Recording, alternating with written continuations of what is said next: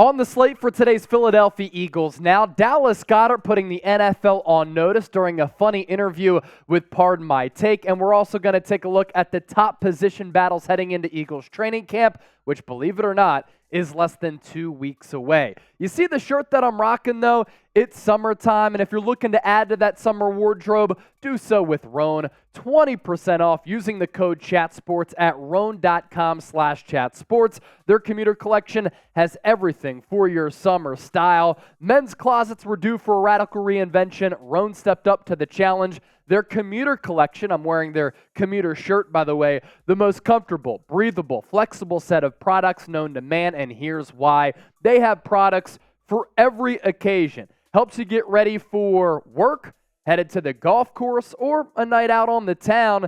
World's most comfortable pants, dress shirts, quarter zips, and polos, and you never have to worry about what to wear when you have their own commuter collection. And what I love about their products, the comfortable four-way stretch fabric that provides breathability and flexibility so that you can hit the golf course or really do anything that life throws your way. It's time to feel confident without the hassle. Sometimes you look in that closet and you're like, I have no idea what I'm going to wear. You don't have to worry about that any longer with Roan. 100% machine washable as well. And when you wear these products, wrinkle release technology allows these wrinkles to go away, so you don't have to worry about going to the dry cleaner any longer. We're going to get you hooked up, the Fly Eagles Fly family, with that discount code CHATSPORTS, 20% off. We'll put that link in the comment section and in the description of this video. So let's get the official show started here. Dallas Goedert dropping a truth bomb during this interview with Pardon My Take with PFT and Big Cat, and he was talking about the Jalen Hurts quarterback sneak. And here's a direct quote from one of the most underrated tight ends in the NFL, in my opinion. He said, the rest of the NFL, they hated that play. Every time, they'd call us pussies, call us soft, tell us, run a real play. And we're like, well, don't give us 3rd and 1 and 4th and 1. And you know what's crazy? It's easy to see why every other opponent that the Eagles faced in 2022 hated their quarterback sneak, because the Eagles were near perfect on that play. 29 of 32 on their quarterback sneaks a year ago. That is good for 90.5%. And I am tired of other teams complaining, trying to outlaw this play. Here's my solution to those other squads. Stop it and do a better job of game planning against it. The Eagles' sneak play actually takes a lot of skill, contrary to popular belief. What that play requires: good timing, the snap count, which you can change the cadence of, play in, play out, and the blocking scheme. Sometimes there are the pull blocks. Sometimes blockers are getting out in space. Sometimes they have to tumble forward, and then Jalen Hurts has to decide which gap he wants to go to on that play. This is a formation. This is a play that takes skill and a lot of practice, and the Eagles mastered it, and because of that, they were able to flourish on that 3rd and 4th down conversion rate, as evidenced by the numbers. And if other teams thought it was so easy to do, why didn't they pick it up after the Eagles started to do that week 1 against the Detroit Lions? And to everybody out there saying any quarterback can do that, that's false, because other teams could have run it. I've seen Kirk Cousins try to do this. He can't push the pile at all because not every quarterback in the NFL can squat 500 pounds. So other teams can call the Eagles pussies. How about other teams actually stop the Philadelphia Eagles on this particular formation? No one likes us. We don't care. That is the motto. Type "Go Birds" in the chat if you don't worry about the haters out there. EAGLES. Now let's segue to this. Eagles position battles heading into training camp. I can't believe that training camp is less than 2 weeks away. A couple of open practice sessions at Lincoln Financial Field, and select fans will be able to watch these practices as well at the NovaCare complex. Let's begin here with position battle number 1, and we're going to talk about an array of players on the show today. Wide receiver 3 between Quez Watkins and Olamide Zaccheaus might be one of the more intriguing battles on this Eagles roster. Now, you look at the Eagles wide receiver depth chart here, no questions about the top two, A.J. Brown, Devontae Smith, but then you have Zaccheaus and Quez Watkins. I have Zaccheaus in at wide receiver 3. You could certainly put Quez Watkins there and Zaccheaus at wide receiver 4. We'll see what happens over these practice sessions to see who rises up to the occasion. For Quez, the argument is all about potential. The skill set is the vertical speed and him being that home run hitter. The problem with Quez, he hasn't put it all together.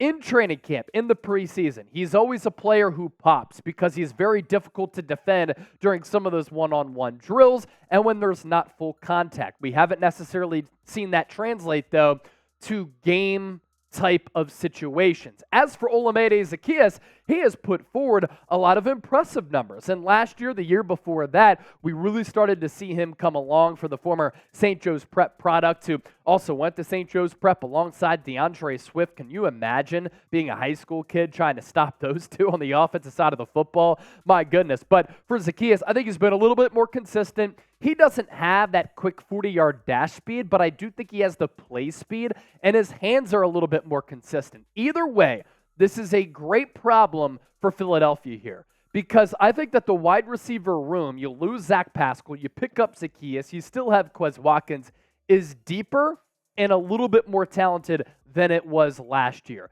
So who wins wide receiver 3, the all too early look at this battle here? Type Q for Quez, O for Olamide. Let me know down below in that comment section. Position battle number 2. Who starts at right guard? Originally, during Eagles OTAs, it was Cam Jurgens getting those first-team reps. But the Eagles also pretty high on Tyler Steen, who played tackle at Alabama. But when they drafted Tyler Steen in the 3rd round, they listed him as a guard. Is it going to be those two, or could it be a free agent pickup like a Dalton Reisner? A Reisner won't be in the equation unless both of those players struggle or an injury happens. Maybe he could be a late training camp, late preseason type of acquisition. This Eagles offensive line should still be one of, if not the best, in the National Football League. Mailata is the anchor at that left tackle. The dude has pipes, and he is just a mauler. Landon Dickerson, very good player. What he said the other day about wanting to play in Philadelphia and nowhere else was awesome because he knows this is a lunch pail to work type of city that loves its football. Yes, Jason Kelce getting a lot older, longer in the tooth, but last year played at an all-pro level. He can still get the job done. The big question mark here is Cam Jurgens, originally drafted to replace Jason Kelce. He's a little bit slighter. Last year was under 300 pounds. And he has big shoes to fill for Isaac Seumalo. Is he going to be able to do that? Could it be another player on this roster than Lane Johnson, that fantastic right tackle who has not given up a sack in multiple seasons? Position battle number 3. What does this starting linebacking group look like? Because Nakobe Dean was kind of underwhelming last year when a lot of people thought that maybe he was going to earn reps as a rookie. And in OTAs this year, it's not like he did anything that popped. But I will say this about Nakobe Dean. I think that's a player who has to get on the field during game action, during physical contact to prove what he can do because he is a very feel-like player. What I mean by that, he leans on some of his anticipatory skills and him having a good feel for the game and being able to read what the offense is going to do. So when you look at this Eagles linebacking group, Nakobe Dean, Nicholas Morrow figure to be your starting backers, but there's some chatter that Morrow could be a backup even though he had double-digit tackles for loss last year, more than 100 tackles for that Bears defense. Christian Ellis has been turning heads throughout this offseason, had an excellent OTA session, and then Sean Bradley, normally a special teamer, but could he become the next TJ Edwards type of guy because TJ Edwards did start as a special teamer and then last year was one of the highest graded linebackers according to Pro Football Focus. Now let's get to position battle number 4. I don't think that both starting safeties are set in stone right now. Yes, the Eagles signed Terrell Edmunds to a very affordable 1-year contract, the former first-round pick. Hasn't really lived up to the hype up to this point. I like Reed Blankenship. His Pro Football Focus numbers last year, as we've talked about on the show, were really, really solid.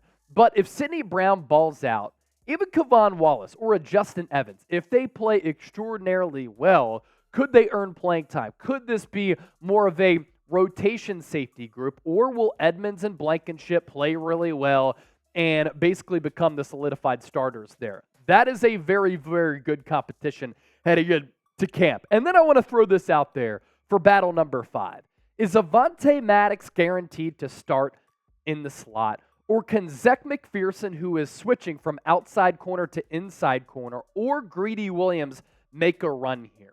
The outside corners are already determined barring injury. James Bradbury, Darius Slay, one of the best cornerback duos in the NFL last year. Maddox has struggled at times. I think he's one of the better slot corners in the NFL, but sometimes he can get taken advantage of in the pass game because he's a little bit shorter, and that's the issue with him. So I want to throw that out there as Eagles position battle number 5. So what position battle or battles are you looking forward to here as we take a look ahead at Eagles training camp? Sound off, share your thoughts down in the comment section. And as always, if you want to interact with me on Twitter and Instagram, you can find me on both social media platforms here at Chase_Senior. Don't be a stranger, slide in the DMs, say what's up. And I love chopping it up with the Bird Gang, talking some Eagles football. Do a lot here at Chat Sports, covering the NFL and NBA as well, so we can talk about anything.